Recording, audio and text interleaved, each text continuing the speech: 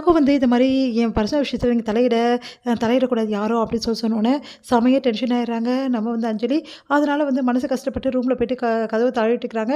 எல்லாரும் கூப்பிட்டு வந்து என்னை டிஸ்டர்ப் பண்ணாதீங்கன்னு சொல்லிடுறாங்க. இதனால் வந்து ராகு வந்து ஐயோ அக்காவை இப்படி பேசிட்டுமேன்னு சொல்லிட்டு மனசு கஷ்டப்படுறாரு. இங்கே என்ன பண்ணுறாங்க, அபி வீட்டுக்கு போகிறாங்க. வீட்டுக்கு போனால் ரொம்ப டென்ஷனாக இருக்காங்க.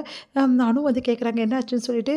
இல்லை இந்த மாதிரி நடந்துச்சு, நான் தான் தேவையில்லாமல் வந்து இப்படி பண்ணிட்டேன் அப்படின்னோடனே, உனக்கு ஏன் அபி இப்படிப்பட்ட விஷயம், எதுக்கு அபி இப்படிலாம் பண்ணேன், இப்போ பாரு எவ்வளோ பெரிய பிரச்சனையாக இருக்குது அப்படி சொல்லிட்டு அப்படின்னோடனே, சரி நானே அதை எப்படியாவது சரி பண்ணணும், அஞ்சலி அக்கா கிட்ட பேசணும் அப்படின்னு சொல்லிட்டு முடிவெடுக்கிறாங்க.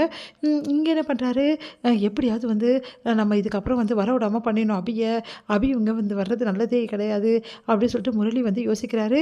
முரளி என்ன பண்ணுறாரு, நேராக வந்து அவங்க அப்பா அம்மா கிட்ட வந்து பேசுகிறாரு.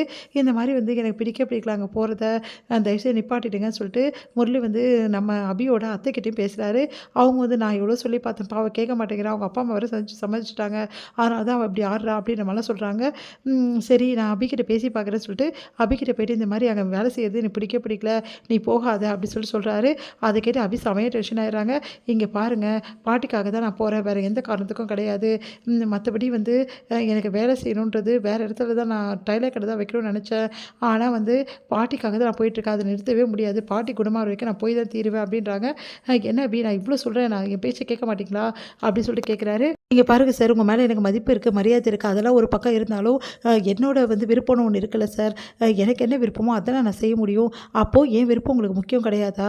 அப்போது நான் வந்து பேசாமல் இருந்தாலும் பரவாயில்ல, இந்த வீட்டுக்கு வராமல் இருந்தாலும் பரவாயில்ல, அப்படி தானே அப்படின்னோடனே, என்ன சார் நீங்கள் சம்மந்தம் இல்லாமல் பேசுகிறீங்க அப்படின்னு சொல்லிட்டு கேட்குறாங்க.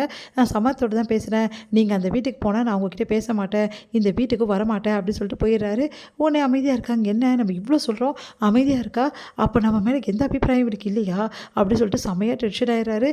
இவரை இப்படி தான் வந்து சரிப்படுத்துதுன்னு தெரியலையே, இவ பேச்சை கேட்க மாட்டேங்கிறாளே அப்படின்னு சொல்லிட்டு செமையாக டென்ஷன் ஆகி அங்கேருந்து போகிறாரு. என்னாச்சு அப்படின்னு சொல்லிட்டு அனு கேட்குறாங்க. இல்லை வந்து அந்த சார் வந்து ரொம்ப கோவமாக இருக்கார், நான் என்ன பண்ணுறதுன்னு தெரியல, ஆனால் வந்து முரளி சார் வந்து இவ்வளோ கோவமாக இருந்தால் நம்ம என்ன பண்ண முடியும், நானும் சொல்லி பார்த்தா அவர் கேட்க மாட்டேங்கிறாரு, பார்க்கலாம் என்ன பண்ணுறாருன்னு சொல்லிட்டு. அப்போது என்ன பண்ண போகிற, வேறு என்ன பண்ண போகிறேன், வேலைக்கு தான் போகிறேன் அப்படி சொல்கிறாங்க. சரி அபி உன் இஷ்டம் அப்படின்னு சொல்லிட்டு அனுவும் சொல்லிடுறாங்க. அடுத்து வந்து இங்கே என்ன பண்ணுறாங்கன்னா, சரி என்ன நடந்திருக்கும், ஒரு வேளை வந்து அவருக்கும் அவங்க அக்காவுக்கும் பயங்கரமாக சண்டையாக இருக்குமா அப்படின்னு சொல்லிட்டு அபி யோசிச்சுட்ருக்காங்க. இங்கே அதே மாதிரி வந்து காலையில் எழுந்தோன்னு வந்து காணா போயிடுறாங்க. நம்ம வந்து அஞ்சலி எல்லா இடமும் தேடுறாங்க. அதுக்கப்புறம் அபி வந்தோடனே அபியும் வந்து நம்ம ராகவும் சேர்ந்து அஞ்சலியை தேடி கண்டுபிடிக்கிறாங்க, வீட்டுக்கு அழைச்சிட்டு வராங்க. அடுத்து வந்து அஞ்சலி கிட்ட சொல்கிறாரு, நம்ம வந்து ராகவ் இதுக்கப்புறம் உன் விருப்பம் தான்க்கா, உன் விருப்பம் எதுவோ அதை நான் சம்மதிக்கிறேன் அப்படின்னு சொல்லிடுறாரு. உடனே வந்து ரொம்ப சந்தோஷமாயிடுறாங்க அஞ்சலி. வீட்டில் வந்து பூஜை பண்ணுறாங்க. அப்போ வந்து என்ன பண்ணுறாங்க, பூஜை பண்ணி கயிறுலாம் கட்டி விடுறாங்க தன்னோட தம்பிங்களுக்கு.